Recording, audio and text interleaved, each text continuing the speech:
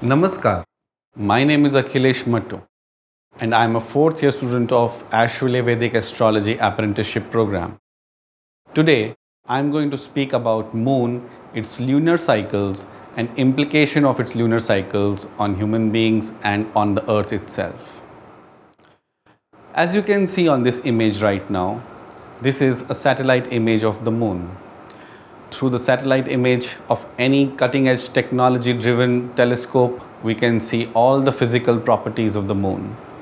It has craters, it's white image, it's glowing, it's round, and all the troughs and watery terrain that moon represents is seen through this technological image.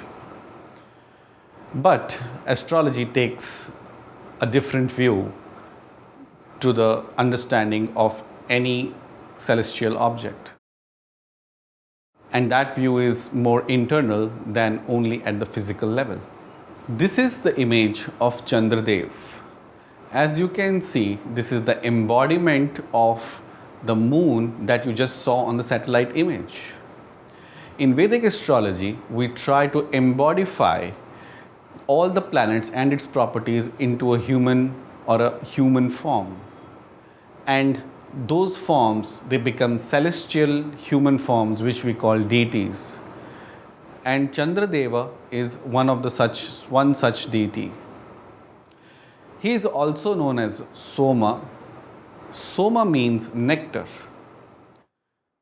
Moon has the properties of transforming ordinary liquids into nectar form, which is also called Amrit.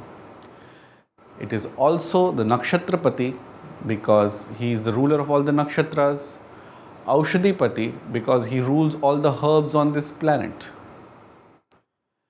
And that is the reason why moon becomes such an important planet for our survival.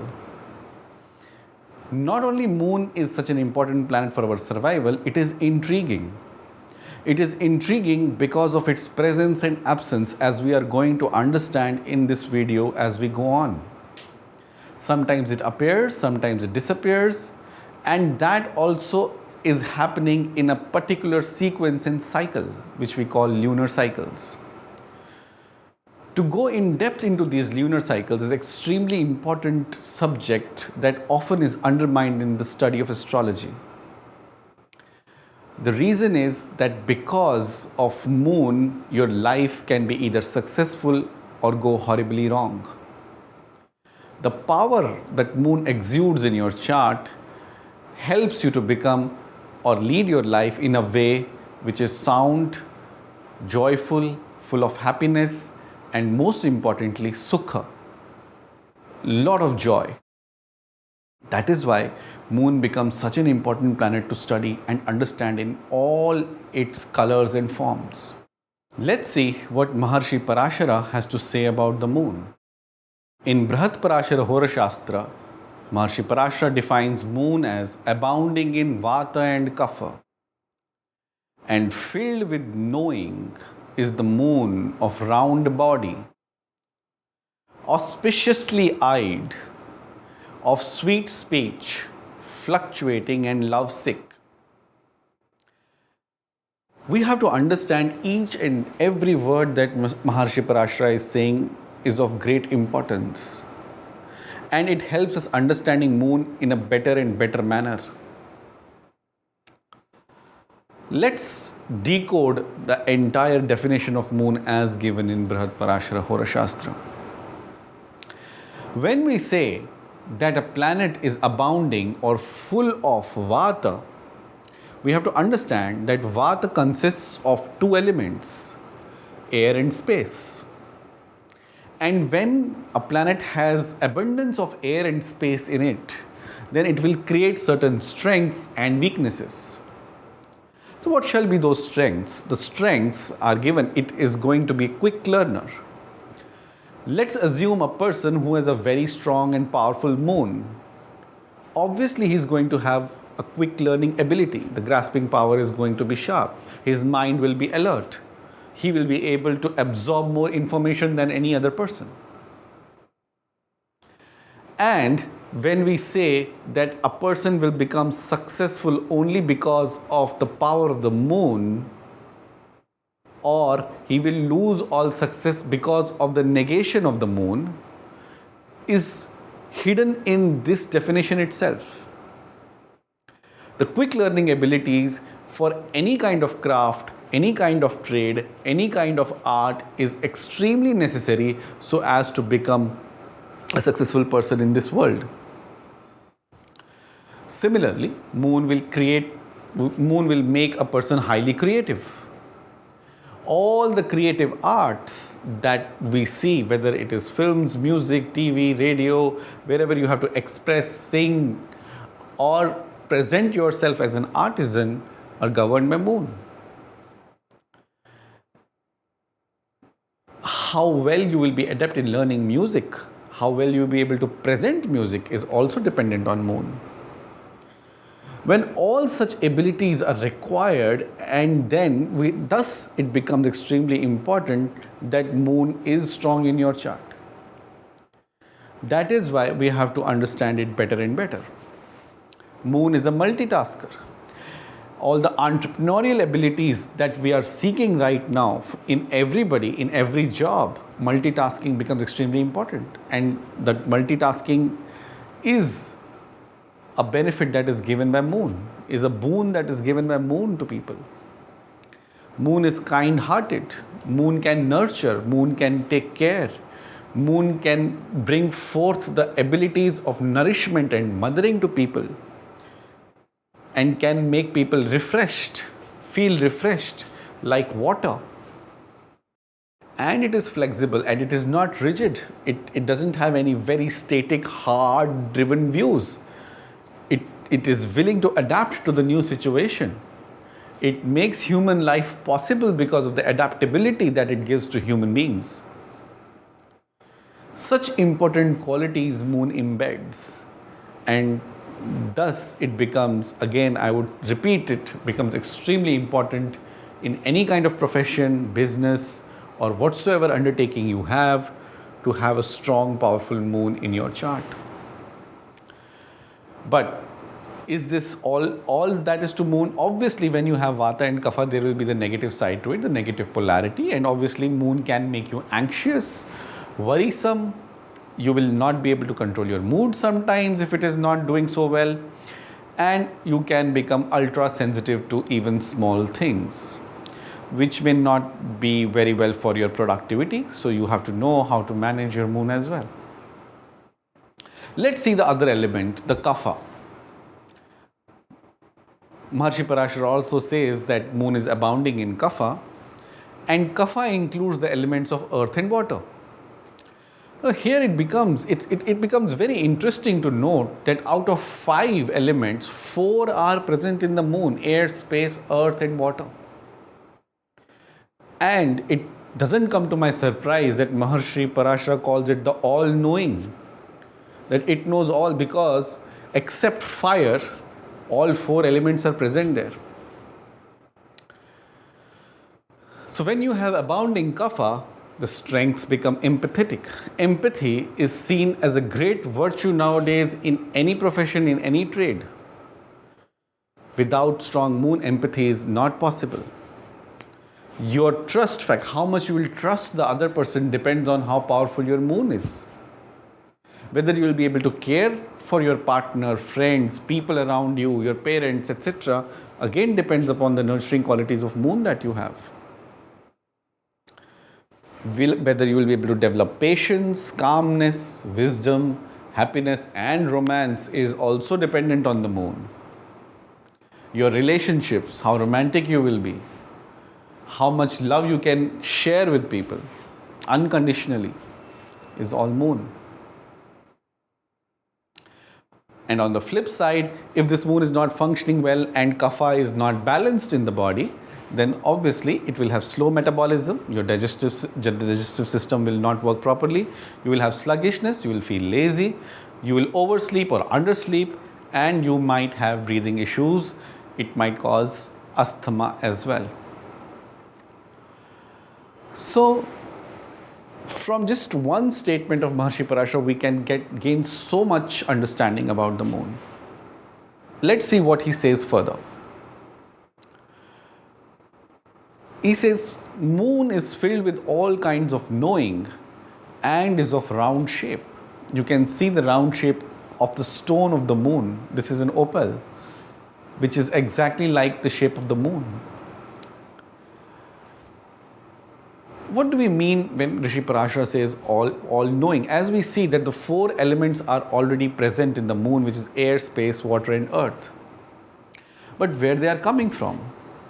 They are coming from a transformatory process, because the only element missing in these four is fire, and that fire is received by the moon from the sun.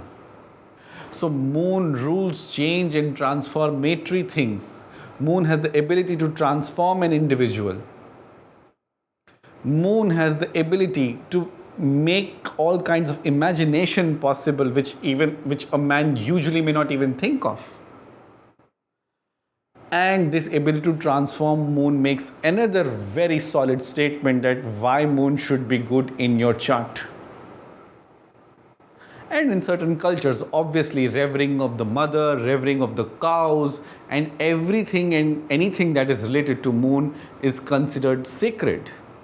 Especially in India, mother and cow, which are representations of moon, are considered sacred. Let's move on to the next statement that Rishi Parashara says. It says auspiciously eyed, which means the drishti of moon is auspicious. It is not drishti of any harsh planet or a cruel planet, even if whether moon may be cruel, may be gentle in your chart, but still naturally, as a natural dispositor, the drishti of the moon will be auspicious. It can make a person sweet-speeched, which means he will speak flowery language, which also is extremely important in keeping relationships alive. We can understand that all these positive qualities of moon can make a person extremely charming, but at the same time, moon can have fluctuating qualities. It moves pretty fast. We all know that moon takes only just 2.5 days to move from one sign to another. It moves so fast that you will not be able to identify its location pinpointedly with any accurate precision. Most of the time it is unavailable. Even for rocket landings, they also have to struggle to reach to moon to find the precision where it is. So because of its quickness, its fickleness, it travels extremely fast. And moon is also your longing for your beloved, you're longing for the lovers in your life, you're longing for your partner, and then ultimately these longings are leading to the longing of the cosmic union of man and the universe, or the cosmos, whatever we want to say it to be. So all longings, all the physical longings that we are seeing on this planet being played out by the moon all of us is leading us to the ultimate union with the cosmos. And that is why moon becomes such an important planet in our moksha also. If you will see that all the moksha houses, the 4th, 8th and 12th are watery houses, and moon is abundant in water element. So how important moon is not an understatement. It can give you physical wealth, it can give you moksha, it is all knowing, it can give you relationships, and everything that a human being can wish for is in this mystery called moon. Now let's see the natural indications of the moon and the general qualities of the planet. Now when we can say that moon can either be gentle or cruel. It can be Saumya or Krura. So when it is Krura at the time of waning, when it is losing light, where it is moving from full moon to new moon. And it is gentle when it is moving from new moon to full moon. The next quality of moon is obviously it is very receptive and feminine in nature.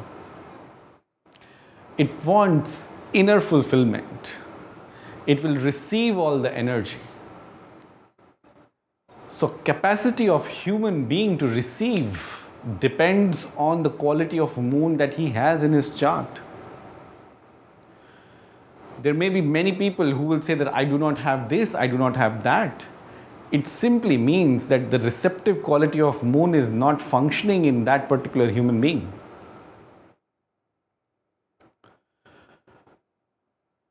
All the receptivity, whether it is any kind of food, entertainment, music, media, ultimately, why are we doing that? We are doing it for some kind of fulfillment. And because we are doing it for some kind of fulfillment, moon becomes the pivotal planet for understanding whether we are going to have inner fulfillment in our lives or not. And obviously, ultimately, moksha also, whether we will be able to transcend all the problems that a negative moon may bring, and then probably moksha can be attained. But once all the sukha is received from the moon, then transcendence becomes easier. Moon represents the negative polarity. It's as masculine represents the positive polarity, the feminine represents the negative polarity. But negative here doesn't mean specifically in a bad sense, it's just the opposite, that's all. Negative here doesn't need to be seen in a negative connotation. Negative is just the sign of the polarity. It belongs to the Vaishya caste, and by being of Vaishya caste means that it wants to give to the world through exchange of goods, ideas, and value system. The exchange of value system that happens in any transaction or interaction between two people enriches us, nourishes us, and through that enrichment and nourishment, this world becomes a better place to live. And that is why moon becomes such an important planet for the nourishment and enrichment of human individuals as well as the planet. The moon is of sattvic guna because it has this inherent quality of unconditionality. It will give for no reason. It will not associate any reason attached to it. Also, moon inspires us. The caregiving, the nourishing nature of the femininity that moon possesses inspires us to become caregivers and nurturers in our lives with respect to things that we are deeply in love with, deeply connected with, have emotional connection to. Moon also provides us clarity of mind where we can absorb correct information, feel emotions in the way they are supposed to be felt, and then which ultimately leads us to truth. The nature of light that moon is, the moon is a luminary along with the sun. There are only two luminaries in astrology, and one is the sun and another is the moon. And the form that moon possesses is of creepers and insects. All the insects running in your garden, in your jungle, are representation of the moon. Albert Einstein once said that if you remove all the insects from the ecosystem, there will be no food to eat for human beings. And thus, again, moon keeps on running this, churning this ecosystem again and again through its lunar cycles. Moon looks everywhere equally. Moon doesn't discriminate between X and Y. It has an equal eyesight. We all yearn for equality. We do not like to be seen as unequals in any way. That's a natural human tendency to be seen as equal. And moon fulfills that inner need in us of equality. It cannot discriminate or discern as somebody is good, bad, evil, high, low, etc., etc. Moon's moisture is wet. It's wet in nature. And all this wetness keeps our bodies hydrated keeps our emotions functioning properly, keeps our eyes moist, and keeps us running and functioning for our daily gruels that we have to see in this world. The moon is the karaka for the fourth house in an astrological chart. As fourth house represents home and emotions and nurturing and properties and conveyances and comfort, so moon becomes the karaka for the fourth house. It rules the second varga, the hora, the D2, and thus becomes extremely crucial for how much wealth a person will earn in his life, how much liquidity will he have, and how much financial ease that he will have in this life. Moon again becomes a karaka for that. The chakra that moon rules is obviously Agya chakra on the back side, as I just represented on my head. And in the archetype of cabinets, it's the queen. When we look into the relationship with people, moon represents the mother. It also represents the blood flowing through our body. The circulation of the blood is governed by moon. And as we keep on growing from childhood to becoming a full-fledged human being, is also dependent on how our moon is functioning and how well our bodies will grow. As a universal indicator, it is represented on the mind, the psychology that you will have, and the dreams that you will dream in the night as well as in the day. It naturally indicates emotions, calmness, nurturing qualities, motherly qualities, water, and the metal silver. General representations in the flora and fauna that is present on this planet, it represents aquatic creatures, trees which are surrounded with water,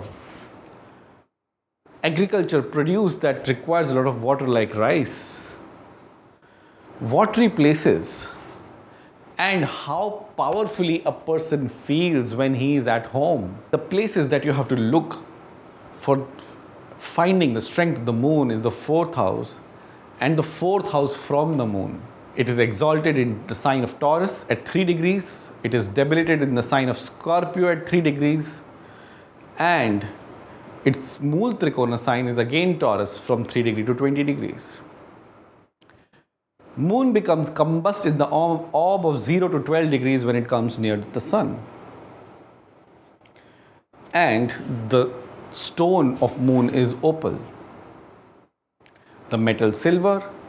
The direction that moon rules is northwest, and the Vishnu avatar of moon is Sri Krishna. And in the soul concept, it represents the individualized consciousness, the Jivatma that we all are. The other indications of moon. Moon represents a wide variety of areas of human life. It represents the popularity that you will gain as a human being, whether you will be seen as a popular person or an unpopular person, whether you will be seen as a charismatic person or an uncharismatic person. The music and rhythm is governed by moon. All musicians will have a strong rhythmic sense which is ruled by the moon. Agricultural produce and agriculture in general is ruled by moon, because it rules all the traders and artisans and the agricultural produce also. How do we meet and greet other people? How do we interact? The soft skills that we generate, the camaraderie and the warmth with which we meet people is also dependent on the position of the moon. The holy cow, the cow from which we all gain milk, is moon. The dreams, the psychology, the physic, the psychic realms is moon that is so mysterious and fascinating to understand all the time. The resources that we have, the resources that we can accumulate and work with is also governed by moon. People at large, general public, what they do with their lives in general is moon. And of course, the ultimate, it is love and longing for your partner, your beloved, and ultimately the love and longing for the union with the cosmos, as represented by the figure of Radha Krishna here. In this picture now, we are seeing the moon cycles. As I told you, that moon is the most mysterious luminary. It's a more mysterious luminary amongst the two. Its mystery can be seen because of its absence and presence. The dissipation and the accumulation of light that it creates, the illusion and the drama that it creates of dissipation and accumulation of light through its phases. Here you can see almost dark moon and a full moon which is full of light. And accordingly, I have marked the phases which are called either the Krishna Paksha or the Shukla Paksha. Krishna Paksha is the dark fortnight and Shukla Paksha is the bright fortnight. Simply meaning, in the dark fortnight, the light of the moon will be depleting day by day. And in the bright fortnight, the light of the moon will be exceeding day by day. And on the full moon day, where the light of the moon is fully seen, it becomes Purnamashi. And on a new moon day, when there is just no light on the moon at all, you can't see or you cannot figure out where the moon is in the night sky, it becomes Amavasya. Now, obviously, we will understand all the indications that we have seen, the natural indications and the general indications, the qualities that we spoke about, the positives, the strengths, the weaknesses, will exactly depend on which day you are born. And thus, again, I am reiterating that the better places to be born are when moon is more effulgent, where moon is radiating more light. The more light that moon is radiating, it becomes better and better for all the indications to manifest in a human being's life. Of course, subject to all other things being equal right now. We are not going into an individual chart. So subject to all other things are equal, and focusing only on the moon, moon will become stronger and powerful where it is emitting or reflecting more light than in other days where it is not, where it is darker. So in Indian system, in Indian lunar calendar, the Indian system is a lunar calendar based system. A month is divided into 2 fortnights. As I have already told you, it is divided into a Shukla Paksha and a Krishna Paksha, the bright fortnight and the dark fortnight. Interesting thing is that in the dark fortnight, the moon is cruel, and in the bright fortnight or the Shukla Paksha, the moon is gentle. But is it always the case? Actually, no, that's not always the case. Why? Because if I see the moon in the bright fortnight on the first day or the second day, it is still reflecting a very thin wafer-like light. It is not at all effulgent, in fact. And thus, to even have a moon of Pratipada or Dvitiya in Shukla Paksha may not bestow as great results of moon as one may see for a gentle moon to have. And similarly, in the cruel fortnight or in the dark fortnight, in the early part of the dark fortnight, that is Pratipada, Dvitiya, etc., the moon is still extremely effulgent. It is fully bright. It's just coming out of the full moon. It's not lost its splendor at all. So they may not seem as cruel these days to be born as some of the other days as we proceed further into the dark fortnight. So even this gentleness and cruelty varies according to the effulgence of the moon. And again, that's why systematic study of the moon in a horoscope becomes critical. Now, the figure that you are seeing right now on your screen is the lunar calendar, is the Indian lunar calendar.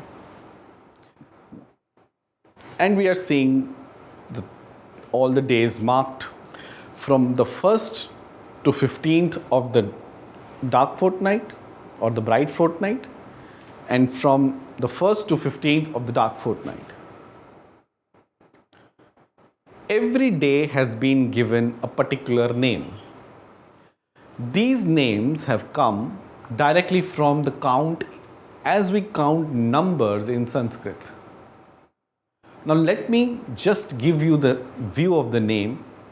Pratipada just means first, Dvitiya the second, Tritiya the third, Chaturthi the fourth, Panchami the fifth, Shashti the sixth, Saptami the seventh, Ashtami the eighth, Navami the ninth, Dashami the 10th, Ekadashi the 11th, Dwadashi the 12th, Trayodashi the 13th, Chaturdashi the 14th, and 15th is finally either an Amavasya or a Purnamashi day. Now this is just a count. You don't have to confuse it with any other understanding. It's the count in Sanskrit. And according to that count only, we have just named it as 1 to 15 in each of the 4 times. And this cycle continues in the lunar calendar month after month. In this slide, you can see the effulgence with respect to the particular count of the day. And that is what shows how much positive or negative the moon will become in your life. More cruel or gentle rather than positive or negative. We can see on the Pratipada of Shukla Paksh, moon is hardly visible. There is only darkness. There is just one slimmer of a line that you can see. And as we move from Pratipada to Dvitiya, that slimmer of the line goes expanding further and further till it becomes full moon in the Purnamashi. In the next slide, we see the exactly opposite of it. That in Krishna Paksh, we have the full moon in the beginning. And as we move further and further into the Krishna Paksha, according to the count of the day, we are seeing the decrease in light and the receptivity. And finally, we reach the day of Amavasya, where receptivity is absolutely negligible. Now, how this becomes significant? It is extremely important. It becomes very significant on account of what you need to be doing on that particular day when moon has varied light. What is auspicious to do and what is inauspicious to do as an individual. And that is why this study becomes so critical. And it gives us more insight into the things that we need to perform. It gives us more idea about whether we are performing the right actions on that particular day or not. But how do we calculate this tithi in the first place? In this diagram, that tithi is calculated exactly from the longitudinal angle that moon moves away from the sun. It is the difference of 12 degrees. In India nowadays, people get confused when tithis change within a day of an English calendar.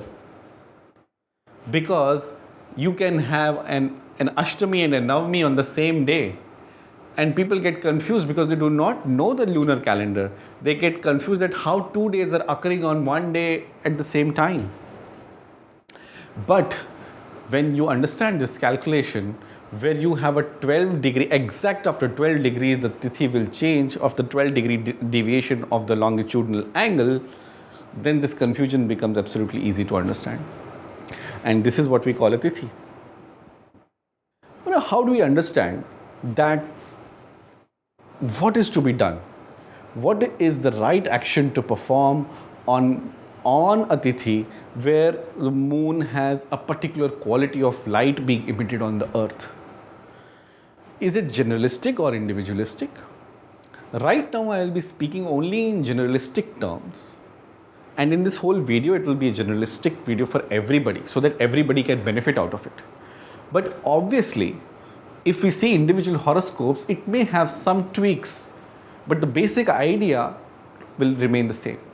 On the day of Pratipada, the presiding deity is Agni, and thus what is auspicious to do is religious ceremonies. That you should perform any religious ceremony that if you wish to perform on the Pratipada day. On Dvitiya, Brahma is the deity, and thus building or creating anything and creating of something which lasts for a long period of time becomes an extremely important activity if if you can incept or you can start such kind of activity. Then similarly on Tritiya, Gauri is the deity, and you can cut your hair and nail and beautify. Maybe you should go to a beauty parlor on the Tritiya day and get yourself decked up for the party. On Chaturthi, Yama or Ganpati is the deity, and thus on Chaturthi, if we invoke these deities, then it is a high possibility that our obstacles from the task that we want to accomplish gets removed.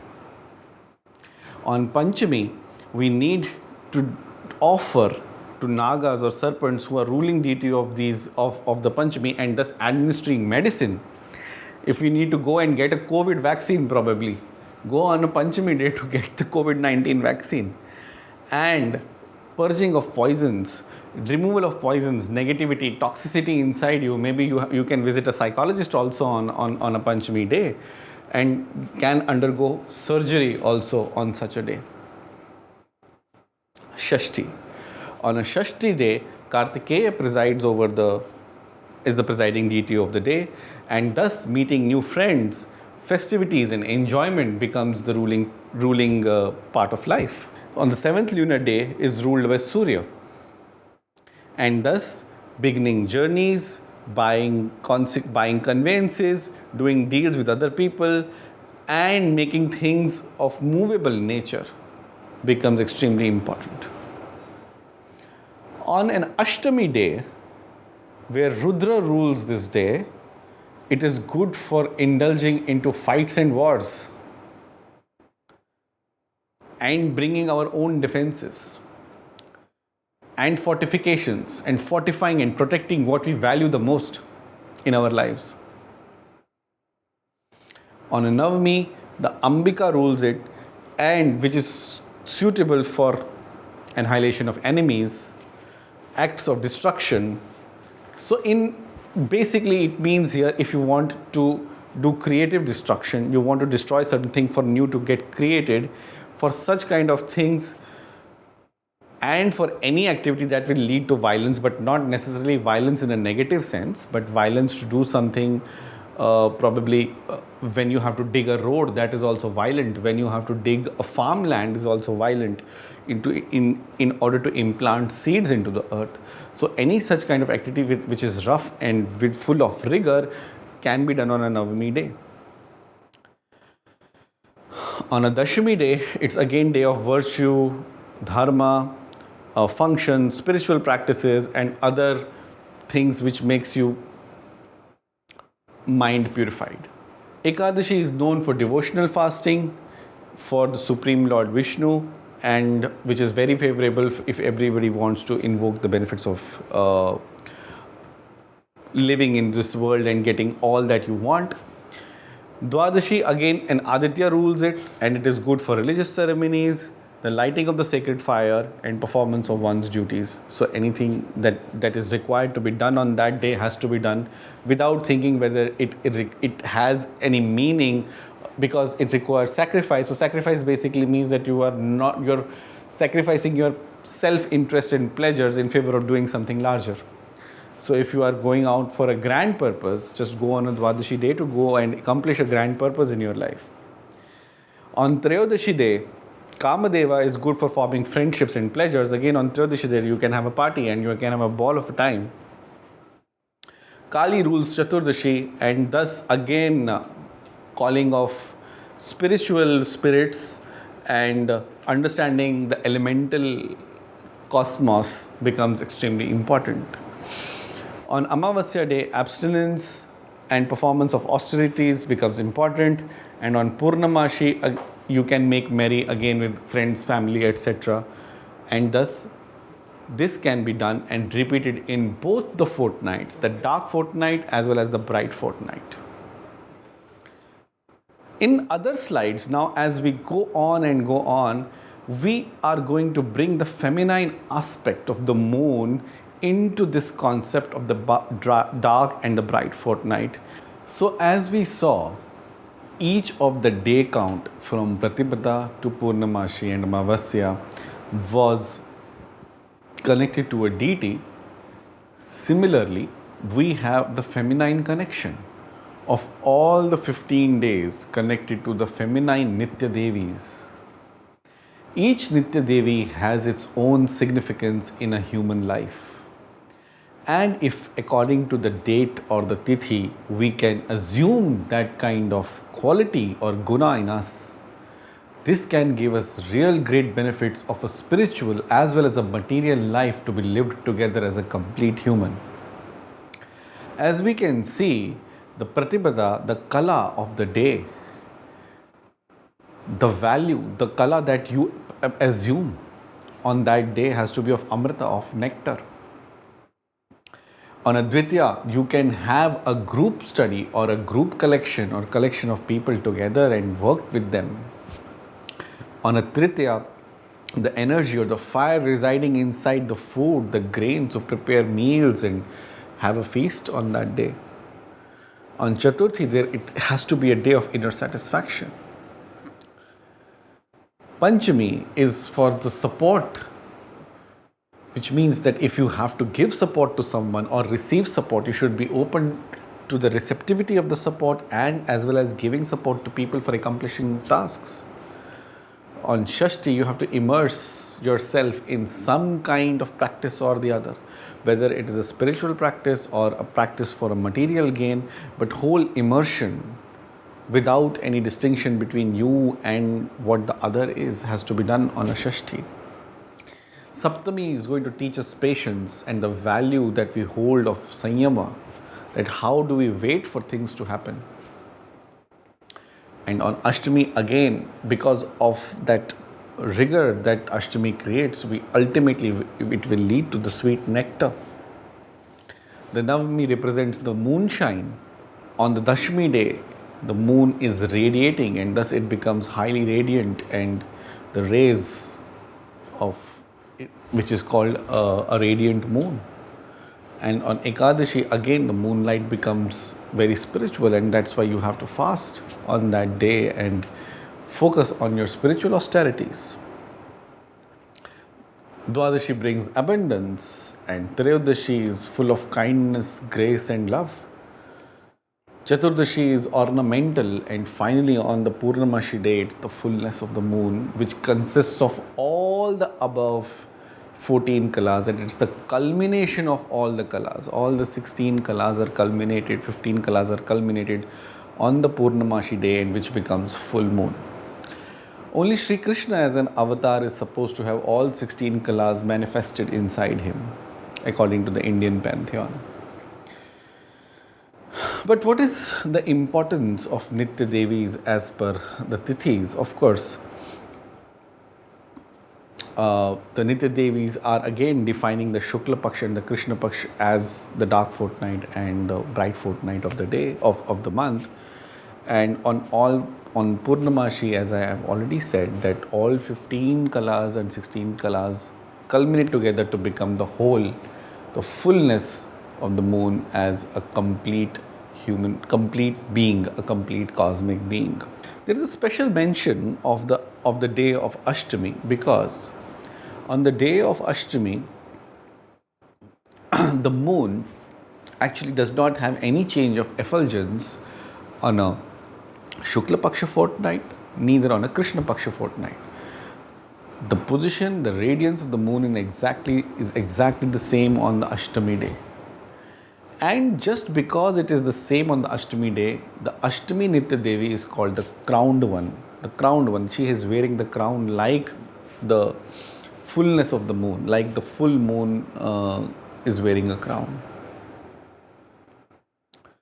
And of course, she is called Tvarita, and you can see the symbol of Tvarita on this slide right now.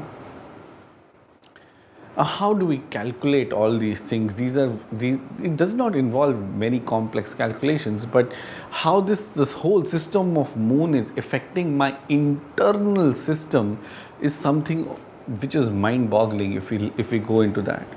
We call that in a lunar calendar there are 360 days and 360 nights, which becomes 720 aspects of Devi in a year. And each Devi rules 100 nadis in the body, which becomes 72,000 nadis in the body.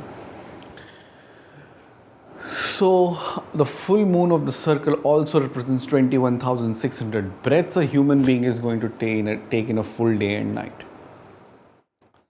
How the whole circle of existence itself, the existence itself on this planet is completely governed in the hands of how moon moves, is seen through these calculations. It is very common to associate moon with only the mind, the psychology, the desires, dreams, etc. But as we see that moon is not only just this part, but the whole substratum of life is ruled by moon, and which is seen in the form of goddess Lalita Tripura Sundari, as you are seeing in the picture here. And Shiva is lying below the goddess, under the feet of the goddess. This shows that the whole cosmic union, the cosmic play of life that is happening on earth is ultimately controlled by the substratum which moon governs. And finally, I conclude by chanting the Chandrama Tantric Bij mantra as my reverence to the moon. Om Shram Shrim Shraum Sah Chandraya Namaha. Om Shram Shrim Sah Chandraya Namaha. Om Shram Shrim Shraum Sah Chandraya Namaha. Thank you everyone. Hope this video was insightful as well as full of education for everybody who wants to understand the lunar phases, the properties of the moon, and how moon affects our life on a daily basis. Thank you.